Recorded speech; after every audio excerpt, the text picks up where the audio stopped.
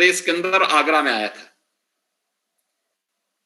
हम लोगों को तब जांच करवानी पड़ी थी, तो जांच के लिए उनका सैंपल हमें भेजना पड़ा था NIB पुणे, यानी हमारे पास जांच की कोई सुविधा नहीं थी। उपचार के लिए हमें उन्हें भेजना पड़ा था दिल्ली सफदरजंग, हमारे पास बेड्स नहीं थे। और आज मुझे बताते हुए ये संतोष है कि हम लोगों ने इस दौरान जांच की सुविधा बढ़ाई। कल हमारे प्रदेश में 2,97,000 टेस्ट एक दिन में हुए हैं, यानी 2,97,000 टेस्ट एक दिन में हम लोगों ने प्रदेश में किए हैं। ऐसे ही आज 2,29,000 से अधिक टेस्ट हम लोगों ने एक दिन में किए हैं। टेस्ट की क्षमता लगातार बढ़ाई जा रही है। बेड्स, जब मार्च 2020 में मामले आए थे तब प्रदेश में बेड्स नहीं थे, तब हम लोगों ने प्रदेश के अंदर उपचार के लिए दिल्ली सफदरजंग मरीज को भेजना पड़ा था। आज हमारे पास L2 और L3 की, यानी ऑक्सीजन युक्त बेड्स और वेंटिलेटर युक्त बेड्स की संख्या अगर हम देखेंगे तो ये लगभग 70,000 से ऊपर पहुंच चुकी है। L1 फैसिलिटी के भी बेड हमारे पास हैं, जिन्हें मेडिकल ऑब्जर्वेशन में देखा जा सकता है। ऐसे 1,16,000 से अधिक बेड्स आज के दिन पे प्रदेश में हैं, जहां पे उपचार की सुविधा उपलब्ध है। अब तक हम लोग प्रदेश के अंदर 4,15,00,000 से अधिक टेस्ट कर चुके हैं, और 4,15,00,000 के साथ ही हम सब आभारी हैं आदरणीय प्रधानमंत्री जी के, जिनकी प्रेरणा से देश के वैज्ञानिकों ने 2 वैक्सीन भी भारत के नागरिकों को कोरोना जैसे वायरस से बचाने के लिए लॉन्च की, और आज वह वैक्सीन तेजी के साथ लग रहा है। और देश के अंदर सर्वाधिक वैक्सीन लगाने वाला प्रदेश भी उत्तर प्रदेश है। हम लोग अब तक प्रदेश के अंदर 1,27,00,000 से अधिक लोगों को वैक्सीन दे चुके हैं। हम लोगों ने 1 मई से 18 वर्ष से ऊपर के लोगों को भी 18 से 44 के बीच में वैक्सीन प्रदेश सरकार ले रही है और सभी को मुफ्त में दे रही है। 45 से ऊपर भारत सरकार मुफ्त में वैक्सीन उपलब्ध करा रही है। हम लोगों ने 1 मई से प्रदेश के अंदर 18 वर्ष से ऊपर के सभी युवाओं को भी वैक्सीन देना प्रारंभ कर दिया है। पहले चरण में हम लोगों ने वे 7 जनपद लिए हैं जहां पे सर्वाधिक एक्टिव केस हैं, इनमें लखनऊ, प्रयागराज, वाराणसी, गोरखपुर, कानपुर, बरेली, मेरठ। हमारा सॉफ्टवेयर ट्रायल 18+ के लिए हमारा सॉफ्टवेयर वर्तमान में ट्रायल पे है। 1 सप्ताह के अंदर ही हम इसे ठीक करते हुए हमारा प्रयास होगा कि 75 जनपदों में हम 18+ को भी वैक्सीन देना प्रारंभ करेंगे, उसी तर्ज पर जैसे भारत सरकार के द्वारा 45 के सहयोग से 45+ को हम वैक्सीन उपलब्ध करवा रहे हैं। प्रदेश के अंदर वर्तमान में कोरोना पॉजिटिव केसेस को चिन्हित करने के लिए हम लोगों ने रैपिड रिस्पांस टीम ज्यादा से ज्यादा मात्रा में गठित की है। प्रदेश के अंदर हम लोग टेस्ट की क्षमता बढ़ाने का काम कर रहे हैं, और ग्रामीण क्षेत्र हो या शहरी क्षेत्र, हर एक जगह निगरानी समितियों का गठन करते हुए लोगों को कोरोना के प्रति जागरूक करने की कार्रवाई, पब्लिक एड्रेस सिस्टम से लोगों को हर चौराहे पर और सार्वजनिक स्थान पर माइक से लोगों को इस बारे में बताने की क्या करना चाहिए, क्या नहीं करना चाहिए, इसके बारे में लगातार जागरूक करने का प्रयास हो रहा है। हर जिले में इंटीग्रेटेड कोविड कमांड सेंटर बनाए गए हैं। ये इंटीग्रेटेड कोविड कमांड सेंटर हर एक जनपद से जनपद की प्रत्येक गतिविधि पर नजर रखते हुए प्रयास कर रहे हैं कि होम आइसोलेशन में रहने वाले लोगों के साथ, हॉस्पिटल में रहने वाले जिनका उपचाररत पेशेंट है, उनके साथ संवाद बनाया जा सके। इसके लिए लगातार प्रयास हो रहा है, और इसकी क्रॉस चेकिंग हम लोग लखनऊ में सीएम हेल्पलाइन से करवा रहे हैं, जिसके माध्यम से ये जानकारी लेने का प्रयास हो रहा है कि होम आइसोलेशन में जितने मरीज हैं उनको मुफ्त में उपचार की व्यवस्था के लिए मेडिकल किट उपलब्ध कराया जा रहा है। सरकारी हॉस्पिटल में या सरकार के द्वारा अधिकृत हॉस्पिटल में प्रत्येक मरीज को उपचार के साथ साथ उनके भोजन की व्यवस्था और सभी प्रकार की सुविधाएं सरकार उपलब्ध करवाने का कार्य कर रही है। इस सरकार के द्वारा, केंद्र और प्रदेश सरकार के द्वारा इस महामारी से लड़ने के लिए हर संभव प्रयास किए जा रहे हैं। लेकिन ये महामारी है, महामारी में ये संसाधन कम पड़ते हुए दिखाई देते हैं और उन स्थितियों में मानसिक संबल प्रत्येक व्यक्ति का बहुत आवश्यक है। उन स्थितियों के लिए हम सबको तैयार होना पड़ेगा और मैंने आज इसीलिए खिलाड़ियों के साथ संवाद का एक कार्यक्रम बनाया है कि खिलाड़ी से ज्यादा टीम वर्क के बारे में कोई नहीं जानता। अगर टीम भावना है तो वो टीम विजयी होती है, टीम भावना नहीं है तो फिर हम अलग अलग प्रयास, अलग अलग खिलाड़ी करता रहेगा तो टीम विजयी होने में बहुत चैलेंज। और आज के दिन पर जब हम कोरोना महामारी से जूझ रहे हैं, पूरा प्रदेश, पूरा देश, पूरी दुनिया जूझ रही है, उन स्थितियों में हमारी कुछ जिम्मेदारी बनती है और वह जिम्मेदारी ये कि टीम भावना के प्रति लोगों को प्रेरित किया जाए, जागरूक किया जाए। ये जिम्मेदारी सरकार के साथ साथ समाज की भी और विभिन्न स्वयंसेवी संगठनों, अगर हमारे चिकित्सक लगे हैं, कोरोना वॉरियर्स काम कर रहे हैं, तो हमारा भी दायित्व बनता है कि हम सभी लोग उनके साथ मिल करके उनको सपोर्ट करें, उनके मनोबल को बढ़ाएं। इस समय एक दूसरे की यानी लेग पुलिंग का नहीं, ये लोग, हर एक कोरोना वॉरियर्स का, हर एक चिकित्सक का, हर एक मेडिकल वर्कर का मनोबल बढ़ाने का समय है और इस मनोबल बढ़ाने के इस कार्यक्रम के साथ हम लोगों को इस अभियान के साथ जुड़ना पड़ेगा। जो महत्वपूर्ण सुझाव यहां पर आज दिए गए हैं, श्री सुरेश रैना जी ने दिए, श्री विजय सिंह चौहान जी ने दिए, श्री अशोक ध्यानचंद जी ने दिया, श्री आशीष जी ने दिया, सुश्री प्रीति दुबे जी ने दिया, ये सभी बहुत महत्वपूर्ण सुझाव हैं और मैं चाहूंगा कि आप में से हर एक खिलाड़ी जिन्होंने आज संवाद में भाग लिया है, जो लोग यहां पर वर्चुअली जुड़े हुए हैं, उन सब से ये समय है जब समाज को हम संबल बनाएं और इसके लिए सूचना विभाग, हर जिले के अंदर हमारे जिला सूचना अधिकारी हैं, उनके साथ मिलकर के हर जिले से उन लोगों के कमेंट को मीडिया के माध्यम से, print media, social media, digital media, visual media, इनके माध्यम से हम लोग हाईलाइट करें जिससे लोगों का संबल बढ़े। यानी ये टोका टाकी का समय नहीं, टिप्पणी करने का समय नहीं, ये समय प्रत्येक व्यक्ति को मानसिक संबल प्रदान करने का और मानसिक संबल इस रूप में प्रदान करने का कि जो व्यक्ति होम आइसोलेशन में ठीक हो सकता है, जिसको डॉक्टर कह रहे हैं कि वो घर में ठीक हो सकता है, उस व्यक्ति का घर में उपचार हो और उसके साथ जिले की इंटीग्रेटेड कोविड कमांड सेंटर संवाद बना करके मेडिकल किट उससे उपलब्ध कराएं और उसका हालचाल लेती रहे। कोई समस्या आती है उसे हायर सेंटर में या किसी कोविड डेडिकेटेड कोविड हॉस्पिटल में एडमिट करके उसको उपचार की सुविधा दें। जिन लोगों को ऑक्सीजन की आवश्यकता है हॉस्पिटल में तो उपलब्ध हो रहा है, होम आइसोलेशन में जो लोग हैं उन लोगों को, जरूरतमंदों को ऑक्सीजन भी मिले। जरूरतमंदों को, बहुत सारे लोग ऐसे हैं जो जांच नहीं करा रहे हैं। ये भयभीत होने का समय नहीं है, इसको फेस किए जाने की आवश्यकता है। इसलिए अपनी जांच जरूर कराएं और डॉक्टर के परामर्श को जरूर हम लें। डॉक्टर का परामर्श जो दवा के लिए है, इम्यूनिटी बढ़ाने के लिए है, अगर गले में खरांश है या किसी प्रकार की सर्दी जुकाम की शिकायत है तो सबसे अच्छी दवा तो स्टीम है। अगर हम स्टीम ले सकें तो यह काफी अच्छा, एक व्यक्ति को एक नई ऊर्जा उससे अपने आप प्राप्त होती हुई दिखाई देगी। और इसलिए मेरा आप सबसे इस बारे में होगा कि हम लोगों को प्रोत्साहित करने वाले न्यूज उनको अपना व्यूज दे सकते हैं, पॉजिटिव चीजें उनके सामने प्रस्तुत कर सकते हैं, क्योंकि आप में आपकी एक फॉलोइंग वर्ग है और वो फॉलोइंग 10 लोगों तक, कई लोगों तक अपनी बात को पहुंचाती है। और आप लोग जब इन चीजों को अपनी बात कहते हैं तो लोग सुनते हैं, यूथ सुनता है, हमारा युवा वर्ग उसके प्रति आकर्षित होता है।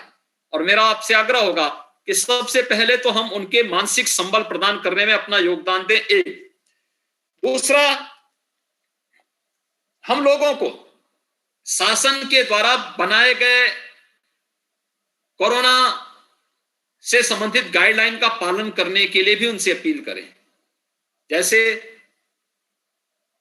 अनावश्यक घर के बाहर न जाएं, अगर बाहर निकलना भी है तो मास्क और ग्लव्स धारण करके चलें। दूसरा, हाई रिस्क कैटेगरी यानी 60 साल से ऊपर के लोग, 10 साल से नीचे के बच्चे, गर्भवती महिलाएं, एक से अधिक बीमारी से ग्रसित लोग, कम इम्यूनिटी के लोग, ये हाई रिस्क कैटेगरी है।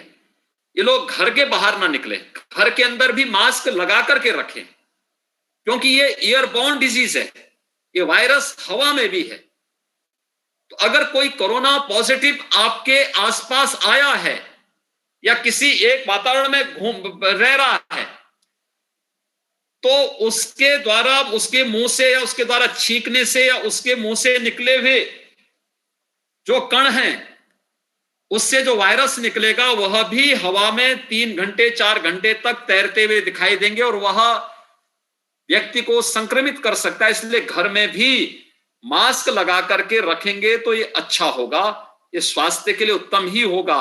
हमें इसका प्रयास भी करना चाहिए, लेकिन घर के बाहर निकलने पर तो मास्क और ग्लव्स अनिवार्य हो। सैनिटाइजर, किसी चीज को छू रहे हैं तो सैनिटाइजर से हाथ साफ करने की व्यवस्था हम जरूर करें। ये अपील हमारे स्तर पर इसमें जा सकती, इसमें हमारे स्तर पर जरूर जाए। स्वच्छता, सैनिटाइजेशन और फॉगिंग के लिए लोगों को प्रेरित करें। अपने घर के अंदर भी साफ सफाई रखें, घर के बाहर भी साफ सफाई रखें, आसपास के वातावरण को सफाई करने के लिए प्रेरित करें। स्वच्छता कर्मी आ रहे हैं तो उनके मनोबल को हम बढ़ाएं। ये कुछ चीजें, अच्छे कुछ चीजें अगर हम लोग अपनी आदत का हिस्सा बनाएं और लोगों को इसके लिए प्रेरित कर सकें तो हमें इस दिशा में प्रयास करना चाहिए। वैक्सीनेशन कार्यक्रम से जरूर जुड़े। अब 18+ यानी 18 से ऊपर के हर व्यक्ति को वैक्सीन लगेगी।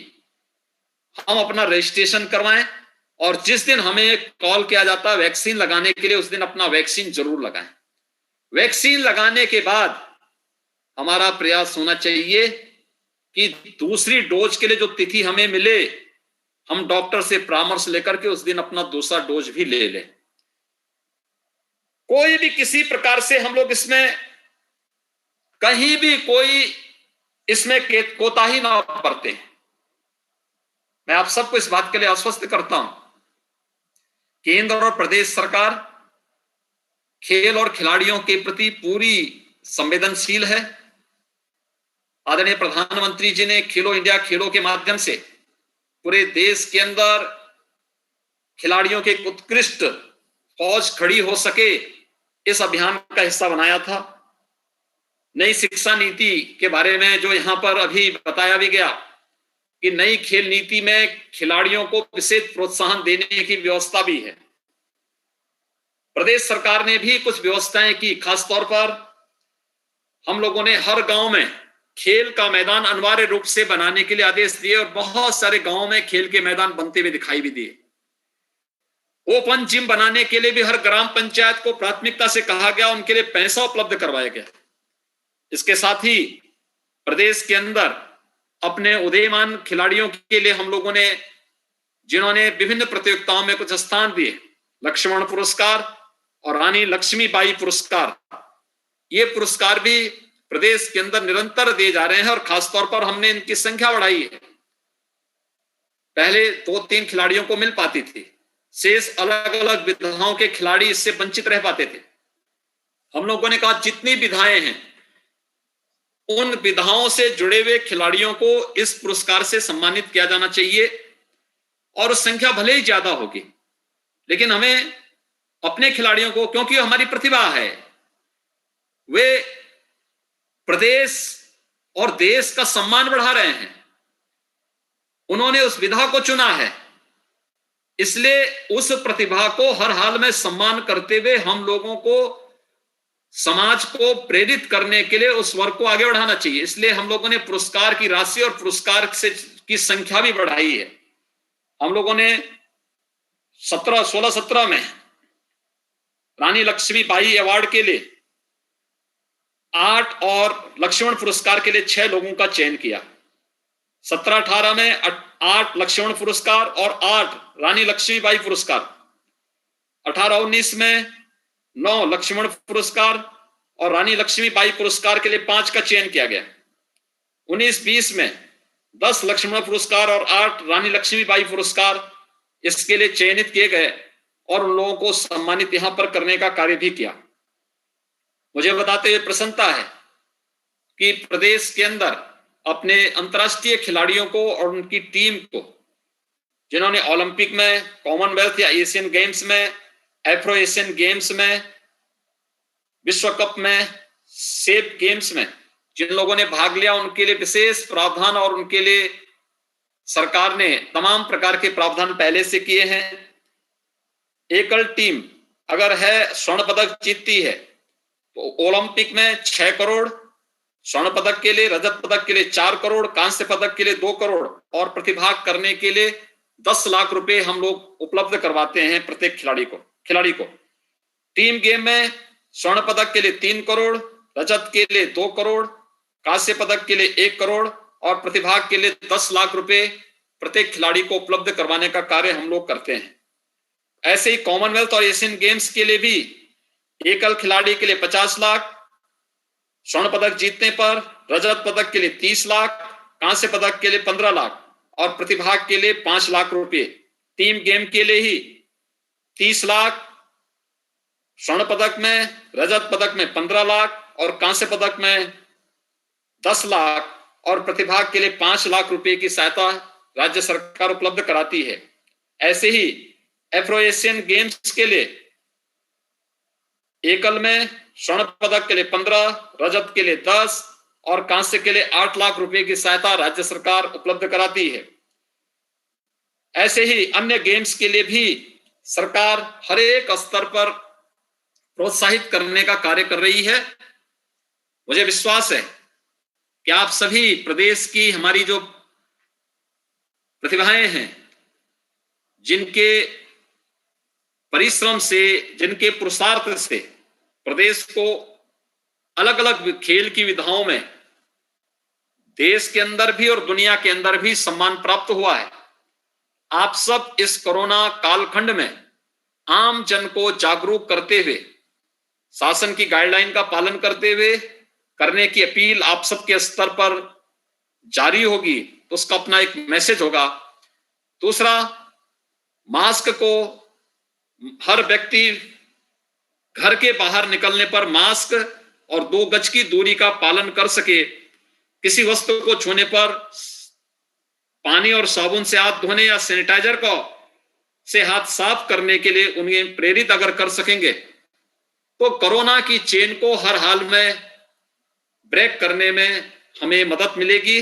मैं एक बार फिर से आप सभी का मैं इस अवसर पर हृदय से अभिनंदन करता हूं और विश्वास व्यक्त करता हूं कि कोरोना के खिलाफ देश की इस लड़ाई में आप सभी देश के सभी खिलाड़ियों का, पूर्व खिलाड़ियों का योगदान प्राप्त होगा।